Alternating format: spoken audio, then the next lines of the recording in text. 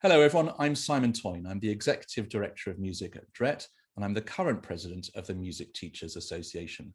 In this 10 minutes, I'm going to be addressing why we have music in schools, but particularly what the purpose of classroom music is. And it's really vital that we get this right, because this is the one opportunity for all children across the country to access music.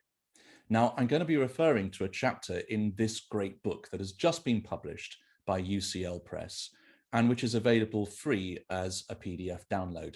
Though, of course, I'm not going to stop you spending your money on buying paperback or even hardback copies for yourself. Music in schools is an unusual subject because it means different things to different people. And music in schools not only looks very different between different countries of the world, but in this country, between the state and independent sectors, and even between individual schools. School choirs, bands, and orchestras are a source of pride for schools and their communities. They are an important outward face of the school. Similarly, the musical achievement of individual students, for example, someone getting grade 8 distinction or giving performances on the professional stage, well, these are celebrated through assemblies, concerts, and of course, through associated press releases. But is the main purpose of music in schools to bring on gifted performers? Is it about large ensembles? Is it something that all students are doing, or just geared towards a few?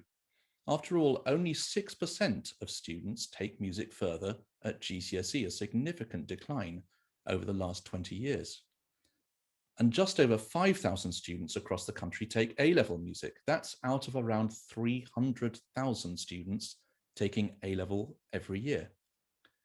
Is music central to the curriculum, or does it lie within extracurricular or enrichment?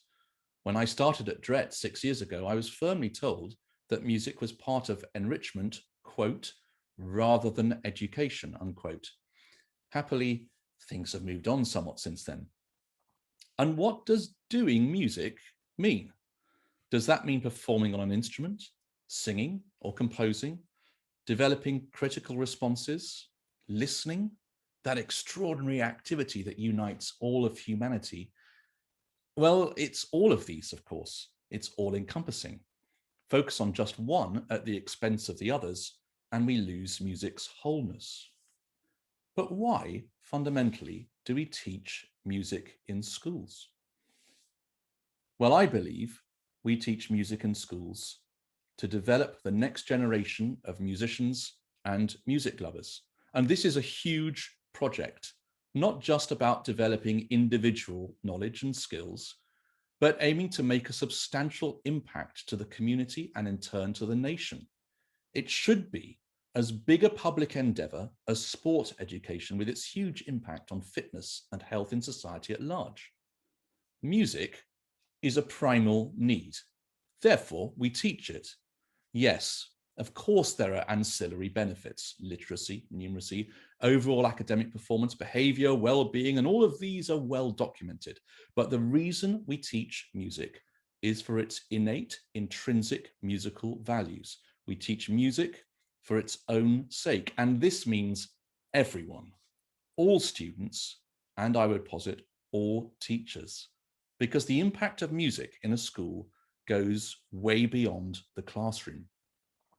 Now, with this overall aim in mind, I want to address the nuts and bolts of how, then what is delivered in the classroom. Music is unique, therefore the position it occupies in schools is unique, with three distinctive and interconnected areas. Music in the curriculum, or the taught curriculum, compulsory until year 9, as we know, then optional for exam classes. Instrumental and vocal tuition in groups or one-to-one, and ensemble music. And then musical events and opportunities, singing in assembly, concerts, shows, arts weeks, trips to professional concerts, visiting professionals, and so on. But one of these three is classroom music, and that's what I address in the book and also here today.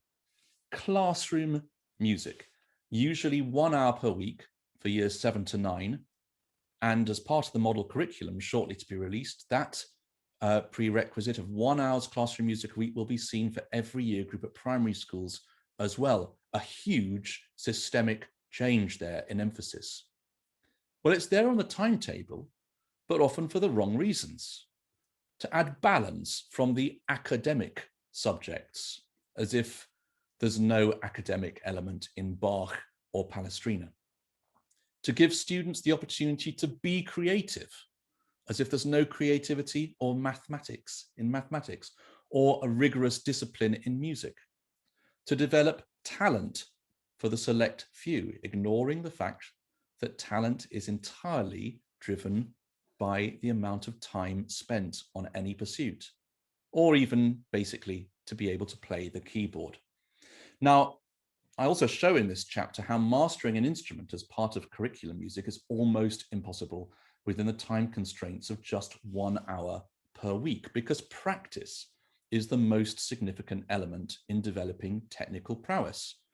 There are 300 hours of tuition and practice required to reach grade 1, with 150 additional hours per grade. So at Key Stage 3, 1 hour per week plus 30 minutes homework is 150 hours, exactly half the amount that would be necessary to even get to grade 1. But there is an answer, and it's a simple and beautiful one too. Kevin Rogers, one-time subject lead for Hampshire Music Service and an advisor to the Incorporated Society of Musicians, the ISM, has expressed it as this. Curriculum music is fundamentally about all students developing their musical understanding. This must be done through creative, practical exploration of sounds and music. We are not talking about passive music appreciation. And here we go. But it is about understanding, getting to know how music works and how it therefore conveys meaning. Now, those young people privileged enough to experience the truly outstanding music education of being a cathedral chorister or attending junior conservatoire are doing exactly this. They're singing every day or playing in an orchestra every week. They're handling sound in an informed way. And that same process should happen in the classroom. Theory in music, including staff notation, which everyone should know, is always applied through sound. And music is about making sound. Now, in the book, I outline ways in which this happens. There are nuts and bolts, chiefly developing cumulative understanding of the musical elements, how they work and combine. Now, the music elements are the building blocks of music: organization of pitch and rhythm, tonality, sonority, texture, structure, dynamics. And students experience these through handling sound through carefully chosen tasks which connect listening, improvising, composing, and performing. And this is the focus. All units of study housed within detailed exploration of a genre, developing increasingly profound understanding of its cultural context. Now, one of the great thrills of being a professional musician is the way in which we change as we become immersed in whatever music we're performing or listening to, just as an actor does. In fact, our whole responsibility as performers is to approach whatever we're performing as the most important music in the world at that moment. And good listeners do that too. We don't just observe at a distance, tolerating or empathizing. We become the music. And we're able to do this because of our years of musical training, which has at its heart the sophistication of musical understanding. This is a world away from a simple binary approach to music that we hear too often espoused, especially in schools. What music do you like? What music do you dislike? This is entirely the wrong question. After all, does any of us really like King Lear? We're all enriched and changed by it, but like is completely the irrelevant question. Taking this even further, a greater red herring, even cul-de-sac of a question is to ask students, what music do you want to do? Well, this wouldn't be tolerated in any other subject, because our great responsibility as teachers is to enable all our students to embrace the unfamiliar, to relish discovering what we don't yet know, and to enable them to love it with full understanding.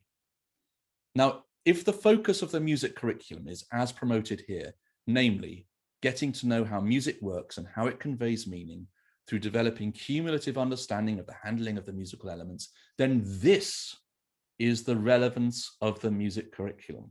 And the choice of genre and musical works serve this knowledge.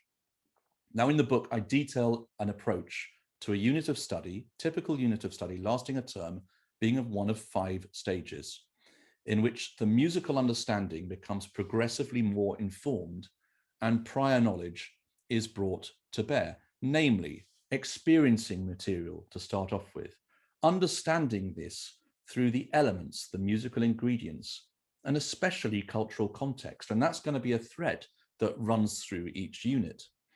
Then getting to handle sound through improvising in style. This is a scaffolded process. And there's yet further listening and performing that informs expertise there. Then making a step to composing something larger within the style of the genre, still further listening and performing. And then finally, a presentation, whether that be a performance, a recording, or a piece of written work. Now, I also detail this model from Hampshire Music Service and Kevin Rogers, in which music thinking and music making, supported by specific practical skills and types of listening, talking, writing, and theory and context, all serve the greater goal of musical understanding. And quality is at the heart of that model. Now, throughout all of this, musical knowledge isn't what pieces you know. That's there for the pub quiz. Apart from anything else, it's impossible truly to know a piece of music. Musical knowledge and understanding is a journey lasting well beyond a lifetime. John Finney divides musical knowledge into these 3 categories, and they're beautiful. Knowing how to make music well, knowing musical practices with critical insight, and knowing how music enriches the inner life. In conclusion, the purpose of classroom music is to develop in all students musical understanding, how music works, and how it conveys meaning. And you know, it shouldn't be difficult either, as indeed it was suggested a century ago by Dalcroze. Before everything else, always make sure that the teaching of music is worthwhile, and there must be no confusion as to what is understood by music. There are not 2 classes of music, one for adults, drawing rooms and concert halls, and the other for children and schools. There is only one music. And the teaching of it is not so difficult a matter as scholastic authorities are apt to suggest at their congresses. Thank you.